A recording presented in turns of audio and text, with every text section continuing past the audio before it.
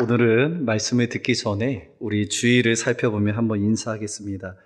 교회 참 잘 오셨습니다. 서로 인사하겠습니다. 교회 참 잘 오셨습니다.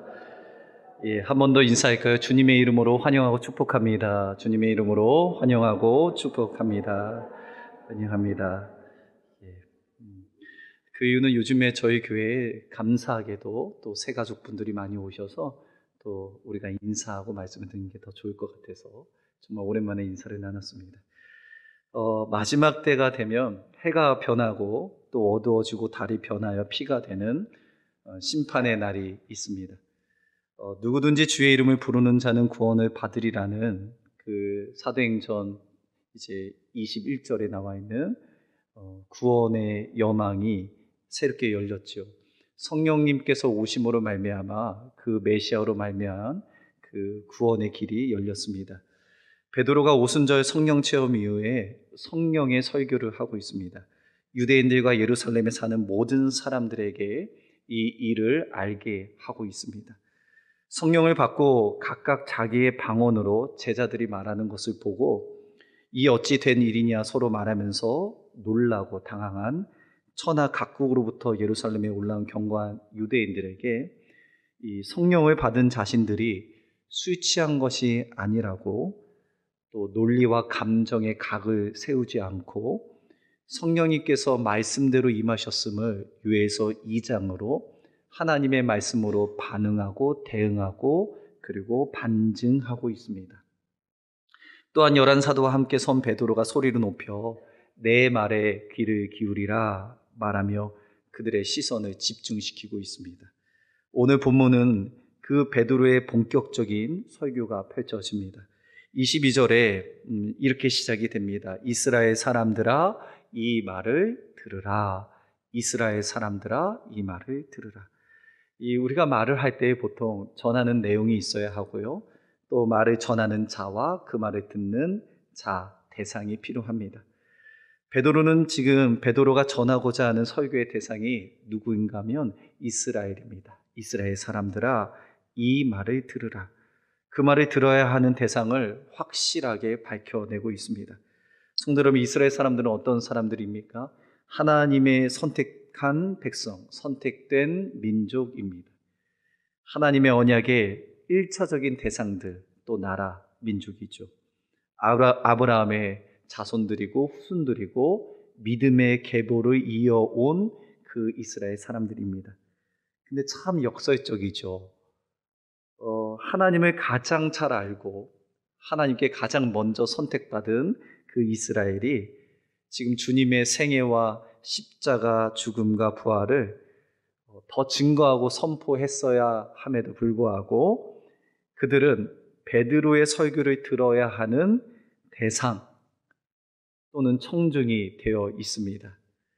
22절에 그 중간에 있는 것을 보면 너희도 아는 바와 같이 이렇게 나온 것을 보면 이스라엘 사람들이 내용을 알지 못하여 베드로가 내용 전달을 위해서 전하는 것은 아닌 것 같아요. 이스라엘 사람들도 분명히 아는 내용이었고 아는 사건이었습니다. 어떤 의미입니까? 정작 전하는 자는 이스라엘 사람들이 되어야 하는데 지금 그들은 베드로의 설교를 들어야 되는 그런 입장이 되었습니다. 그 차이가 무엇일까요? 이유가 무엇일까요? 그것은 하나님에 대한 믿음의 차이입니다. 베드로와 성령을 받은 성도들은 하나님의 말씀을 온전히 믿게 되었고 확증되었고 경험되었습니다. 구원을 주시는 주의 이름에 대한 확신이 누구든지 주의 이름을 부르는 자는 구원을 얻으리라는 그 주님의 이름에 대한 확신을 가지고 있었습니다. 그리고 이 예수를 하나님이 살리신 것에 대한 확신이 있었습니다. 하나님에 대한 확신 또한 그들이 있었습니다. 이것은 단순한 정보 전달이 아니라 구원에 이르는 믿음과 자기 신앙적 확신과 담대하게 말씀을 전하는 선포에까지 이르게 된 것입니다. 그러나 이스라엘 사람들은 그렇지 않죠. 자신들의 전통과 유전 또는 자기 신앙적 확신에만 갇혀 있습니다. 오히려 그들은 구원에 이르는 믿음이 아니라 자신들이 믿었던 구약 성경 지식에만 머물러 있습니다. 제한된 신앙, 제한된 사고, 또 제한된 믿음이었습니다. 구약에서의 하나님만 믿고 그들이 보았고 경험했던 동시에 공존했던, 함께했던 나사렛 예수에 대한 계속적인 거부와 불신앙이 가득 차 있습니다.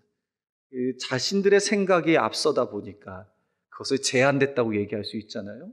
그러니 정작 나사렛 예수가 주가 되고 그리스도시며 구원을 얻는 주의 이름이라는 확신이 그들 마음속에 들어오지 않는 겁니다. 자기의 생각이 가득 차 있기 때문에, 자기가 생각했던 신앙이 가득 차 있고 자기의 개념적인 믿음이 가득 차 있기 때문에 들어오지 않습니다. 왜 그럴까요? 그 이유는 이 예수가 나사렛 예수였기 때문입니다. 이 나사렛은 이스라엘 사람들이 예수님을 야유하며 조롱하기 위해 불렀던 호칭입니다.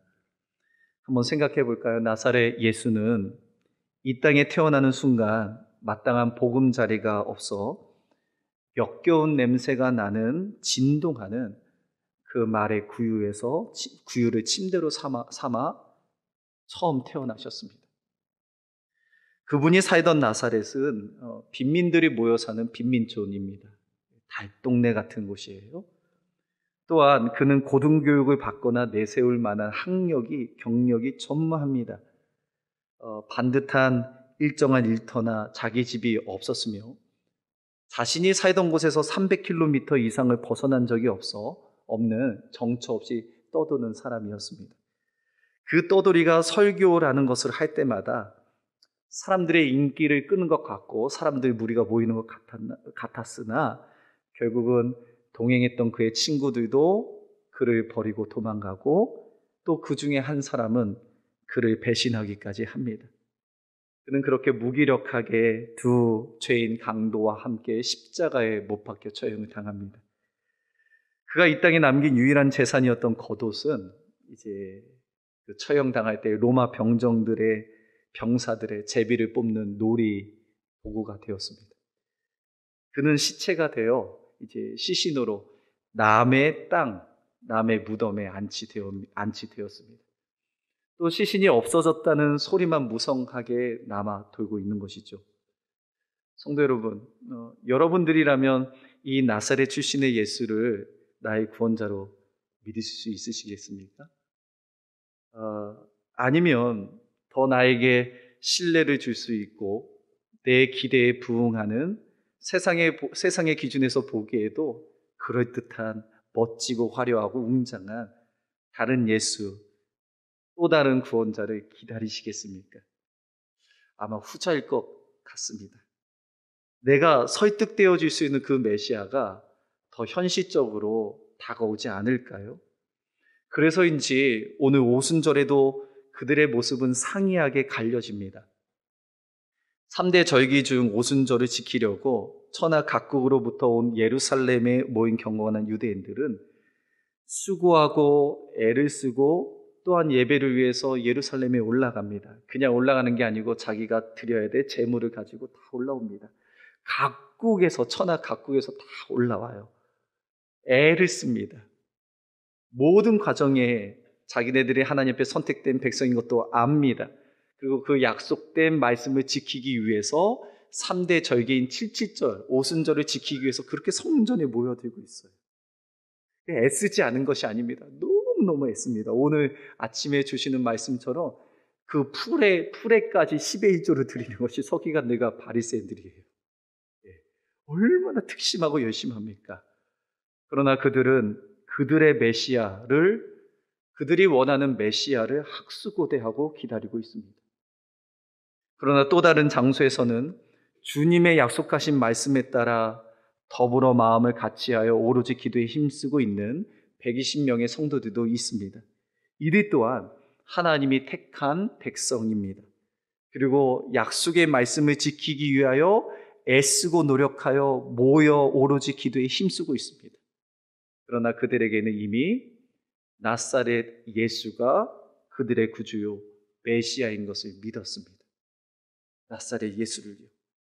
그렇게 결과는 판이하게 달랐습니다.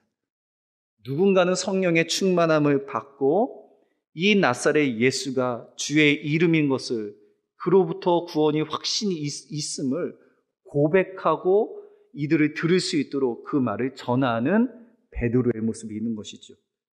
그러나 한편으로는 또 누군가는 자꾸만 아는 바를 상기시켜야 하고 그것을 스스로 되새겨 그런가 아닌가 의심 속에서 자신이 기다리고 있는 메시아와 그 나사렛 예수를 비교해야 하는 겁니다. 이 나사렛 예수와 내가 내 기대에 부응하는 그 메시아를 의심 속에서 비교해야 되는 거예요. 분석해야 하는 겁니다. 따라서 베드로가 이스라엘 사람들아 이 말을 들으라, 너희도 아는 바와 같이라는 이 표현 안에는, 설교의 그 서두 안에는 비통함이 들어있는 겁니다. 비통한 말입니다. 그 이유는 그 속에 엄청난 모순이 담겨져 있기 때문이죠. 유대인들은요, 자신들이 아는 바 그것에 머물러 나사렛 예수가 구주 되신 것, 예수님의 들어야 될 말씀을 듣지 못했습니다. 말씀이 들릴 때 그 자신들이 아는 것을 넘지 못했습니다. 더 큰 말씀이 들려짐에도 불구하고 경험되지 않는 자기의 지식 때문에 그것을 경험할 수 없게 되었습니다. 그 나사렛 예수라는 편견, 자기가 주장했던 확신, 자기 확신 때문에 나사렛 예수가 구원자여 주의 이름을 가진 자는 것, 구원을 이루는 능력의 이름인 것을 받지를 못합니다. 성경의 로마서 10장 17절 말씀 이렇게 기록되어 있죠. 그러므로 믿음은 들음에서 나며 들음은 어디로부터 말미암느니라? 그리스도의 말씀으로부터 말미암느니라. 지금 믿음은 들음에서 났는데 그 들음은 자기 확신의 소리가 아닙니다. 자기의 믿음에 대한 정의의 소리가 아닙니다. 내 신앙에 대한 내가 생각하는 그 소리가 아닙니다. 그리스도의 말씀으로 말미암아 믿음이 자라게 되는 것이죠. 지금 베드로는 성령께서 확증해 주시는 말씀을 이스라엘 사람들이 듣기를 원하고 그 들려지는 말씀을 통해서 그들의 믿음이 되어지고 또 경험되어지기를 함께하기를 원했던 것입니다. 성도 여러분, 저와 여러분이 정말 말씀이 잘 들려지는 축복이 있기를 간절히 축원합니다. 말씀이 잘 들려져야 돼요. 절대로 재단하면 안 됩니다. 절대로 그 말씀을 내 생각으로 주입하면 안 됩니다. 자, 한번 생각해 보십시오. 하늘은 크고 넓습니다. 하나님은 웅장하시죠. 제가 이따가 말씀을 설명해 나갔지만 하나님은 대단하신 분이십니다. 창조주요, 전능자요, 능력이 무궁무진하시고 그 말씀대로 이루시는 분이 하나님이십니다. 그런데 그 하나님의 크심을 늘 이런 작은 나의 생각 안에 마치 나사렛 예수를 생각하듯이 그렇게 담아놓는다면 이 신앙생활이 얼만큼 자유롭겠습니까? 이 믿음 생활이 얼마나 능력이 있겠습니까? 그가 말하는 것이 얼마나 권세가 있겠습니까? 항상 자기 테두리 안에 든 하나님이라면, 자기 생각 안에 이렇게 갇혀 들어가 있는 하나님의 말씀이라면 그 사람이 말할 때마다 하나님의 말씀이 아니고 나사렛 예수를 비하하며 얘기하듯, 하나님의 말씀이 과연 그런가? 내가 원하는 기대하는 부응되는 말씀과 늘 의심 속에서 비교해서 얘기하는 것처럼 그럴 수밖에 없다는 것이죠. 그렇기 때문에 베드로는 그가 전하는 이 말씀 내용 안에 세 가지의 중요한 부분의 내용을 담습니다. 첫 번째는 22절의 하반절이고, 둘째는 23절이고, 셋째는 24절입니다. 그 22절의 하반절의 내용은 예수님의 지상 생애에 대한 내용입니다. 예수님의 사역에 대한 내용. 23절은 예수님의 고난과 십자가의 죽음에 대한 내용입니다. 그리고 마지막 24절은 부활에 대한 내용입니다. 자, 22절 하반절 한번 볼까요? 하나님께서 나사렛 예수로 큰 권능과 기사와 표적을 너희 가운데서 베푸사 너희 앞에서 그를 증언하셨느니라. 성도를 우리는 잘 알고 있습니다. 예수님이 지상에 계실 때 예수님의 사역은 큰 권능과 기사와 표적의 이 삼중적인 증거가 있었음을 우리는 말씀을 통해 압니다. 그러나 그 당시에 이 말을 듣고 있는 이스라엘 사람들은 실제로 보았을 겁니다. 수많은 사람들, 무리들이 보았고, 당시의 이스라엘 종교 지도자들은 눈으로 목도한 객관적인 일들이었습니다. 부인할 수 없다는 겁니다. 부인할 수 없는 큰 권능과 기사와 표적이 있었죠. 오병이어의 기적, 소경이 눈을 뜨고 죽은 자가 살아나고, 이 모든 이들이 그들이 보았을 겁니다. 23절에는요, 예수님의 고난과 십자가에 대한 죽음인데, 이거는 다 같이 한번 읽어볼까요? 읽겠습니다. 시작. 그가 하나님께서 정하신 뜻과 너희가 법 없는 자들의 손을 빌려 못 박아 죽였다.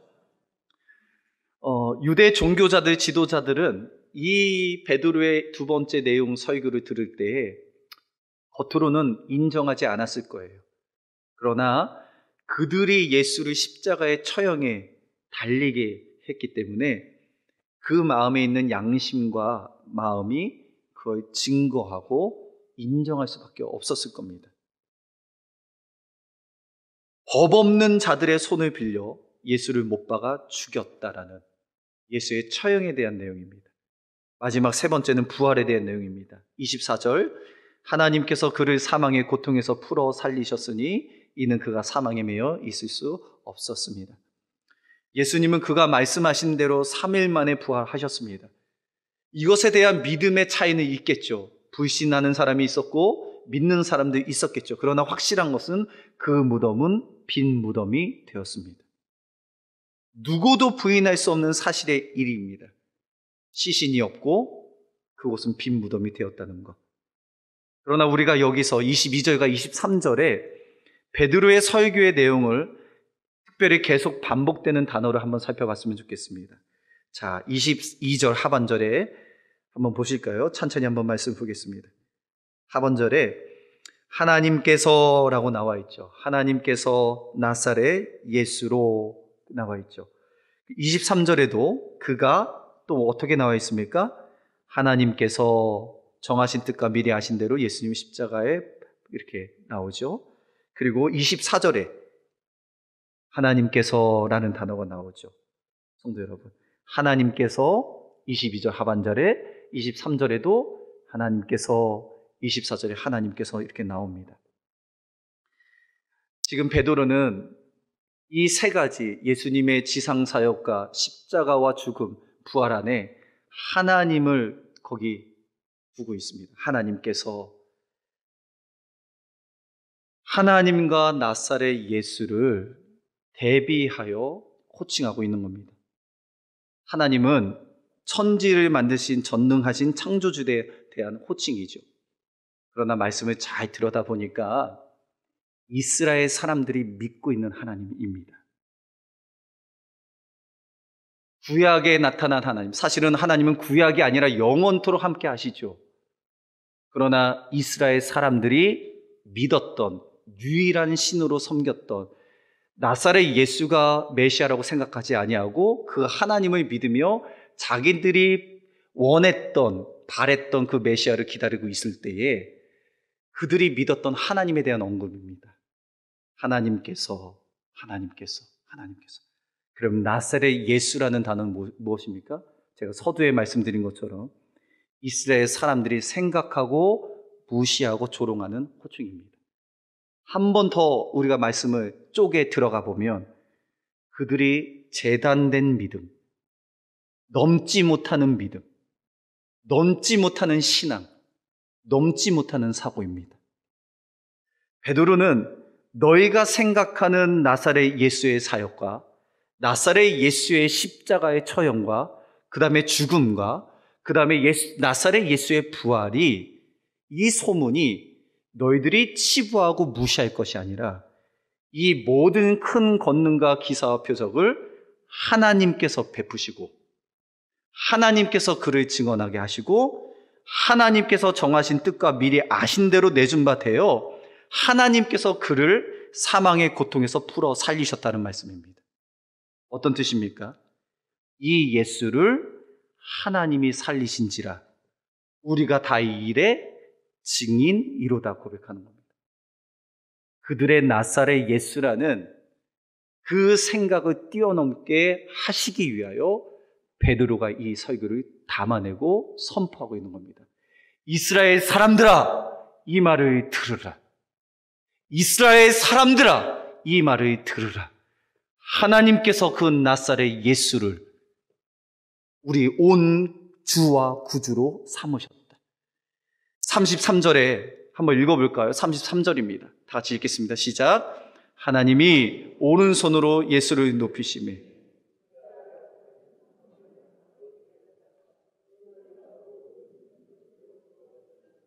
33절의 주어가 뭐예요? 하나님이죠. 하나님이 오른손으로 이 너희들이 무시하고 보잘것없는 나사렛 예수를 높이심에 그 나사렛 예수가 약속하신 그 말씀, 성령을 아버지께서 받아서 우리가 받았다. 성령의 체험을 받았다.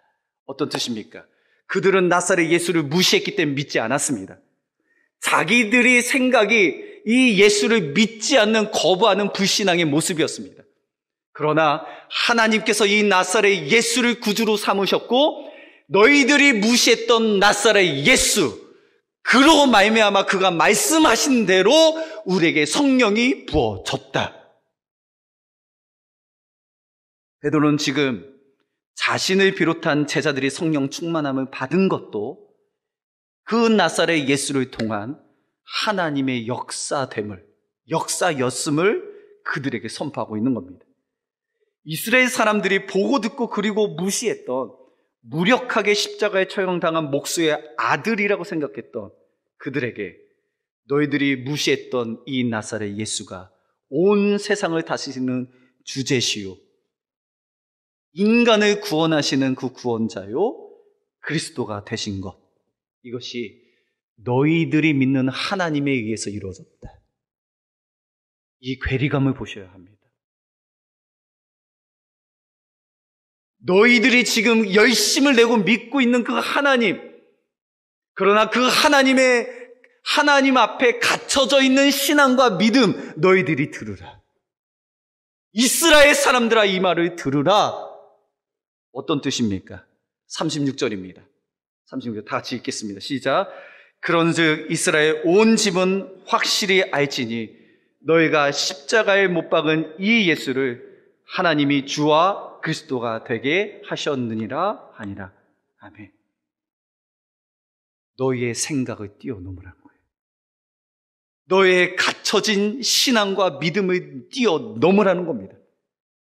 나사렛 예수의 신앙을 뛰어넘으라는 겁니다. 나사렛 예수에 갇혀진 모든 사고와 생각을 뛰어넘으라는 겁니다. 재단하지 말라는 겁니다. 들어야 될 말씀을 들으라는 겁니다. 듣고 싶은 말씀을 듣는 것이 아니라 내가 원하는, 내가 생각하는 신앙과 믿음의 정의가 아니라 하나님이 부어주시는 그 믿음과 그 신앙을 가지고 너희의 생각에서 나오라는 겁니다. 너희의 판단에서 나오라는 겁니다. 너희들이 이스라엘 하나님의 택하신 백성이라면 하나님과 구주를 온전히 믿으라는 겁니다. 말씀을 온전하게 받아들이라는 말씀입니다. 이스라엘 사람들아, 이 말을 들으라. 너희가 아는 바와 같이. 그러나 이들이 아는 것은 정말로 아는 것이 아니었습니다. 아는 척한 것이죠. 알고 싶은 것만 알아간 겁니다. 보고 싶은 것만 본 겁니다. 하고 싶은 것만 하는 겁니다. 이 제한된 나사렛 예수의 신앙에서 이제는 하나님을 믿는 더 큰 믿음의 더 큰 믿음으로 지금 베드로가 설교하고 있는 겁니다. 끄집어내고 있는 겁니다. 그 창살이 있는 답답하기 그지없는 내가 만든 신앙에서, 그 율법에서 끄집어내고 있는 겁니다. 오늘 말씀처럼 온전한 12조를 드린 것 같으나 너희는 회칠한 무덤 같으니 너의 안을 깨끗하게 하면, 먼저 안을 깨끗하게 하면 겉이 깨끗하여지거니와. 그겁니다. 심지어 베드로는요, 이 구약에 그들이 너무나 존경하고 너무나 따랐던 다윗의 자손으로 온 메시아를 기다렸잖아요. 그 다윗의 고백을 통해서 하나님이 하신 일을 더 자세히 설명합니다. 다윗은 이렇게 고백하죠. 내가 죽음에 처할지라도 즐거워하는 것은 주께서 나를 죽음 가운데 버려두지 않으시고 영원한 생명의 길로 인도하실 것을 믿기 때문이라고 시편 16편을 인용합니다. 어떤 뜻이에요? 내가 죽음 속에서도 주께서 살리실 것이라는 것을 믿는 겁니다. 다윗은 자신의 고백에서만 머문 것이 아니라 1000년 후에 이 땅에 오실 예수 그리스도에 대한 메시아에 대한 예언을 하고 있는 겁니다. 언제요? 메시아가 탄생하기 1000년 전에 하고 있습니다. 다윗은 비록 장사되어 죽어 그 묘가 오늘까지 우리 중에 있지만 다윗의 믿음은 나사렛 예수와 그리고 그 예수로 말미암아 자기가 살아날 것을 고백하고 있습니다. 다윗은 나사렛 예수를 보지 못했습니다. 그러나 하나님께서 그 자손 중에서 한 사람을 그 위에 앉게 하셔서 구원할 것을 미리 보았습니다. 오늘 29절과 32절의 말씀 한번 볼까요?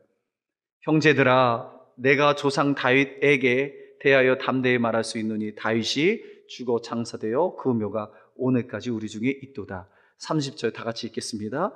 그는 선지자라 하나님이 이미 맹세하사 그 자손 중에서 한 사람을 그 위에 앉게 하려 하시. 31절이요. 미리 본고로 어림이 되지 않고 그의 육신이 썩음을 당하지 아니하시라 하더니 이 예수를 하나님이 살리신지라 우리가 다 이래 증인이로다라는 고백입니다. 성도 여러분, 오늘 이 본문 안에 드러나와 있는 대상들이 있습니다. 하나는 그 말씀을 들어야 될 이스라엘 사람들이고, 또 그 성령의 설교를 하고 있는 베드로고, 성령의 설교에 그 말씀에 해당되는 인용한 다윗입니다. 이스라엘 사람들은 어떠했는가요? 나사렛 예수, 나사렛 출신 그 예수를 바라볼 때에 제한이 있었습니다. 말구유에 태어난 나사렛 예수, 빈민초에 태어난 자란 나사렛 예수, 고작 달동네 목수에 지나지 않던 나사렛 예수로 그 정도만 믿고 신앙생활을 하는 거예요. 그 정도만. 그러면서 또 다른 말씀을 구하죠. 더 능력의 메시아를 구하죠. 다른 구원자를 기다리고 있습니다. 내 입맛에 맞도록 내가 원하는, 내 기대에 부응하는 내게 맞는 말씀만 듣습니다. 내가 원하는 것만 은혜라고 생각하는 것이죠. 이스라엘 사람들이죠. 그러나 베드로는 어떻습니까? 그 하나님과, 베드로의 설교를 보면 하나님과 나사렛 예수의 말씀과 그리고 나사렛 예수께서 주셨던 성령의 임재하시는 그 말씀을 경험합니다. 아는 바와 같이 그러나 알지 못하는 것이 아니라 아는 것과 경험하는 것이 동일합니다. 사랑하는 성도 여러분, 여러분도 여러분들이 아는 이 모든 말씀이 여러분들에게 경험되기를 간절히 축원합니다. 경험되어지는 말씀. 성령님께서 그 말씀을 밝히 보여주셔서 그 말씀을 전파하는 자리에 서게 되는 베드로. 그러나 한 가지 더. 오늘 다윗입니다. 다윗은 보지 않고 믿었습니다. 1000년 전에 너는 나를 본고로 믿느냐? 보지 못하고 믿는 자들은 복되도다. 다윗은 경험된 게 아닙니다. 자신은 죽음에 장사될 것을, 죽음의 묘지에 갈 것을 알고 있었어요. 그러나 1000년 뒤에 하나님이 이 자손 중에 하나를 세우셔서 그가 부활하셔서 그 부활 때문에 내가 살 것을 미리 본 자와 같이 고백하고 있는 겁니다. 여러분들의 믿음은 어떻습니까? 여전히 내 틀 안에 갇혀져 있는 제한된 믿음입니까? 아니면 베드로처럼 지금 경험되고 하나님 앞에 그렇게 말씀이 삶이 되는 그런 믿음입니까?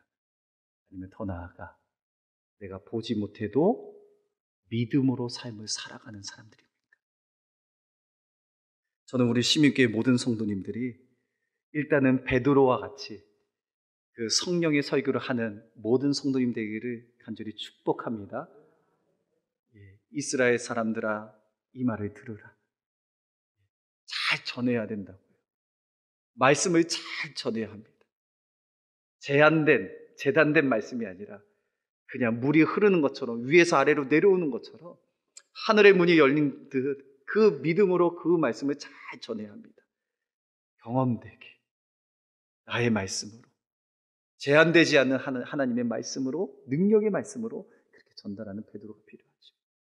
그러나 더 필요한 것은 다윗처럼 그 현재적인 현장의 삶이 아닐지라도 깊은 1000년 후에 그 믿음을 보는, 그 일들을 보는 우리의 영안이 열려지는 겁니다. 오늘 확실한 것은 하나님의 말씀은 반드시 이루어집니다. 하나님의 말씀이 능력이 있어요.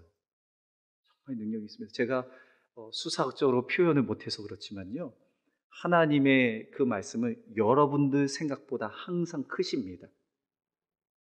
여러분들의 계획보다 하나님의 역사는 더 위대하십니다. 여러분들이 기도하는 것보다 하나님이 하늘로부터 부어주시는 응답이 더 큽니다. 하나님이 나사렛 예수에게 큰 권능과 기사와 표적을 주시고, 그러니까 우리가 나사렛 예수에 멈추면 안 돼요. 신앙생활을 그 정도만 생각하면 안 됩니다. 기껏해야 오순절에 제물 하나 겨우 끌고 와서 율법적으로 드리지만 화 있을진저 서기관들과 바리새인들이요, 화 있을진저 책망의 이유입니다. 그러니까 이 책망을 받을 이유가 없죠. 하나님을 온전히 믿고 하나님의 말씀을 온전히 받아들여서 그 믿음에 믿음을 더하여 심지어는 다윗과 같은 믿음을 사모해서 하나님이 크신 것처럼, 하나님이 위대하신 것처럼, 하나님이 능치 못하심이 없으신 것처럼 그 하나님을 믿고 사는 삶. 그래서 말씀합니다. 의인은 믿음으로 말미암아 산다고요. 의인은 믿음으로 사는데 그 믿음의 분량이 다르다고요. 어떤 사람들은 구약에 있는 하나님만 믿고 삽니다. 그리고 또 다른 것을 분주하게 원하고 바라죠. 그러나 어떤 사람은 성령의 충만함을 입고 내가 믿고 있는 그 말씀을 담대히 전하는 자가 있습니다. 그러나 다윗은 보지 않고 믿는 믿음도 있다고요. 성도 여러분, 이 믿음의 그릇이 다릅니다. 그러나 제가 이 말씀을 통해 축복하고 싶은 것은 여러분들의 믿음의 지경이 넓혀지기를 축복합니다. 여러분들의 믿음의 분량이 그냥 제한적으로 이렇게 넓혀지는 게 아니라 무궁무진하도록 넓혀지기를 소원합니다. 하나님이 크신 만큼 우리가 받아들이는 우리의 믿음의 분량과 그릇도 커졌으면 좋겠어요. 우리의 입이 커졌으면 좋겠습니다. 우리의 지경이 넓어졌으면 좋겠습니다. 우리의 기도의 지경뿐만 아니라 우리의 신앙의 지경도 더 넓어졌으면 좋겠어요. 누구는 못한다 하지만, 누구는 안 된다 하지만 하나님은 하실 수 있으시기에 내 믿음대로 되지라, 내 믿음대로 되지라 하는, 그래서 이 믿음 안에 용기를 찾고, 이 믿음 안에 힘을 얻고, 이 믿음 안에서 평안을 얻고, 이 믿음 안에서 세상과 담대히 싸워 이기고, 이 믿음 안에서 때로는 내 죽음 이후의 사후까지도, 내 새까지도 바라보고, 이 믿음 안에서 우리의 자손들의 후대까지 바라보는, 성도 여러분, 이 큰 위대한 믿음이 우리 시민교회의 모든 성도님들의 것이 되기를 간절히 축원합니다. 십자가에 못 박혀 돌아가신 예수, 누구에게는 보잘것없는 그 달동네의 목수의 아들 예수라 생각할 수 있지만 우리는 그 예수를 하나님이 주와 그리스도가 되게 하셨다는 것, 그 예수를 하나님이 주와 그리스도가 되게 하셔서 누구든지 그의 이름을 부르는 자는 구원을 얻게 하셨다는 이 앞이 시온의 대처럼 뚫려 있는 믿음, 거치는 게 없는 믿음, 하나님이 하셨습니다, 하나님이 하십니다, 그 성령이 내게 있으니 하나님이 하실 것을 확실히 선포하는 이 믿음, 그 누구도 막을 수 없는 이 믿음, 세상도 감당할 수 없는 이 믿음, 이 믿음이 우리의 모두의 것이 되기를, 우리 성도님들의 각 사람의 것이 되기를, 측량할 수 없는 하나님과 측량할 수 없는 반응하는 믿음이 우리 안에 있기를 간절히 축원합니다. 성도 여러분, 믿음에 더합시다. 믿음의 믿음을 더합시다. 내 작은 그릇 안에 하나님을 작게 이렇게 끌어당기지 말고 하늘을 보고 하나님은 창조주이십니다. 하나님은 능력이 있으십니다. 우리가 고백하면서 하나님은 하실 수 있으십니다. 나는 능력이 없으나 하나님의 능력이 나의 능력 되게 하옵소서. 하나님의 지혜가 나의 지혜 되게 하여 주시옵소서. 하나님의 권세가 나의 권세 되게 하여 주시옵소서라고. 그래서 풀어놓아 다니게 하시는, 사망의 고통에서 우리를 살리시는, 여러분들의 인생의 진토 중에서 그 믿음 때문에 무리를 걸어가는 능력이 있기를 간절히 축복하고 축원합니다. 성도, 우리는 죽은 하나님을 믿는 게 아닙니다. 우리는 죽은 십자가에 못 박혀 죽으신 시체의 그 예수님을 믿는 게 아닙니다. 달동네의 그 예수를 믿는 게 아니고, 떠돌이의 예수를 믿는 게 아니고, 목수의 아들을 믿는 게 아닙니다. 나를 위해서 구원의 길을 여시고 그 말씀하신 게 땅에 떨어지지 아니하고 모든 이들에게 실제로 말씀이 되어 임하시는 그 예수 그리스도와 그것을 기뻐 받으시며 함께 동역하시는 성부 하나님과, 그리고 지금도 내 안에 내주하고 있어서 함께 그 말씀이 힘있게 하시는 보혜사 성령님과 같이 우리는 사도의 부르심을 받아 함께 가는 겁니다. 성도 여러분, 담대히 11사도와 같이 서서 소리 높여 이스라엘 사람들아, 이 말을 들으라. 그래서 늘 우리의 인생이 어렵긴 하지만 그 우리의 어려움보다 믿음의 승리가 더 커져서 우리의 예배 가운데 그 주님을 찬양하고 그 하나님을 기뻐하며 기쁘게 해드리는 성령님과 더불어 인격적으로 그렇게 예배하는 우리 시민교회 되기를 축원합니다. 이 시간 우리 함께 말씀 붙잡고 주시는 말씀 가지고 기도하겠습니다.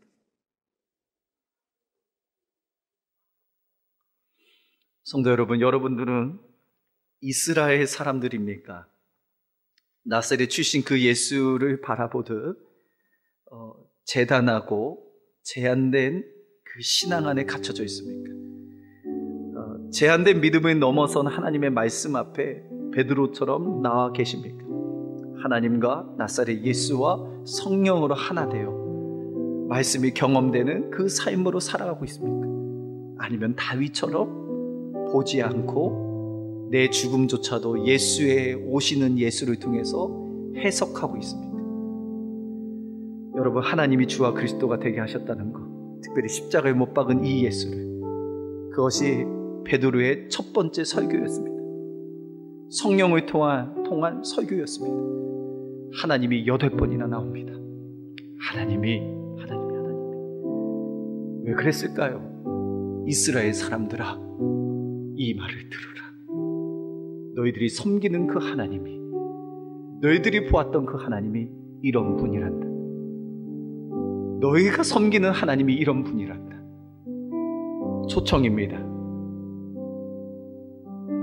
믿음에 대한 도전입니다. 믿음에 믿음을 더하라는 이야기입니다. 말씀을 경험하라는 말씀 아니겠습니까? 성도 여러분, 우리도 믿음에 믿음을 더할 수 있도록 오늘 하늘이 넓은 것처럼 바다가 깊은 것처럼 하나님 우리의 믿음을 넓게 깊게 믿음의 믿음을 더하여 주시옵소서라고 함께 기도하도록 하겠습니다. 기도하겠습니다. 하나님 아버지, 이스라엘 사람들이 생각했던 그 나사렛 예수가 아니라 그 예수만을 바라보는 것이 아니라 내 생각의 틀 안에 그 믿음을, 신앙을, 여호와의 말씀을 제한 두는 것이 아니라, 그래서 다른 말씀, 다른 메시아, 다른 구원자를 기다리는 것이 아니라, 하나님 내게 적합한 말씀만을 찾아가는 것이 아니라 하나님이 그 나사렛 예수에게 큰 권능과 기사와 표적을 주시고 정하신 뜻과 미리 아신 대로 이루어 가시는 것을, 그를 사망의 고통에서 풀어 살리시고 그를 높이셔서 약속한 성령을 우리에게 주신 것을 기억하게 하여 주시옵소서. 하나님 우리의 믿음에 믿음을 더하여 주시옵소서. 하나님 우리의 믿음의 그릇을 지경을 넓혀 주시옵소서. 하나님은 하실 수 있으십니다. 하나님은 전능자십니다. 하나님 만유의 창조를 하신 창조주이십니다. 그 하나님 앞에 하나님 우리의 모든 우리의 부족한 믿음을 올려드립니다. 우리에게 위대한 큰 믿음을 주시옵소서. 하나님 우리에게 믿음을 주시옵소서. 의인은 믿음으로 말미암아 살리라 하셨사오니 우리 믿음으로 하나님의 삶을 살아갈 수 있도록 도와주시옵소서. 하나님, 이스라엘 사람들 하나님이 택한 민족이요 택한 백성이었습니다.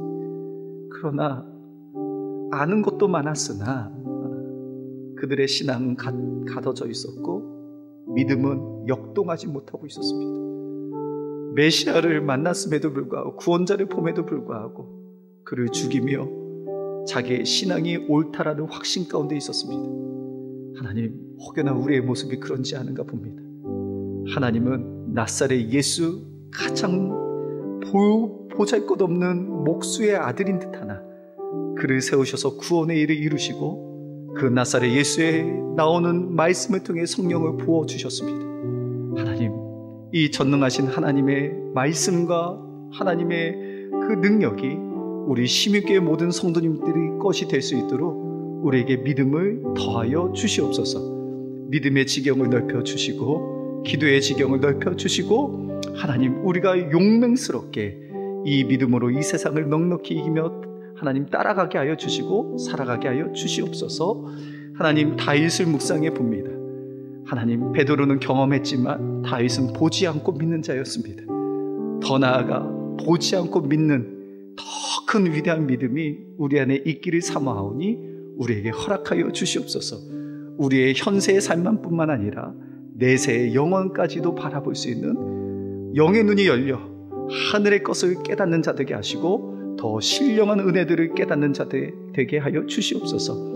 말씀이 말씀되어 이루어진 것을 의심하지 않게 하시고 하나님 온전히 또 순전하게 믿는 우리 모두가 되게 하여 주시옵소서. 예수님의 이름으로 축복하여 기도합니다. 아멘.